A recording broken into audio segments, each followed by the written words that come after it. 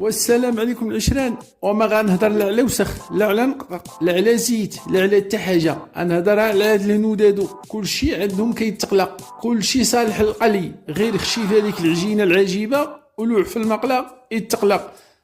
يا مطيشه صاينه دايرها بجلوفها بزريعتها بكلشي ليها، ما كاين غير جيب من عند الخضار من الميكا المقله ديريكت امو الطياب يقتل كلشي. ها هو سيدي هنا قلاها وحطها، وتقولي باغي تقسمها وتحيدها من هذاك الشيء، لاش قليتيها؟ هذا العجب الاخر.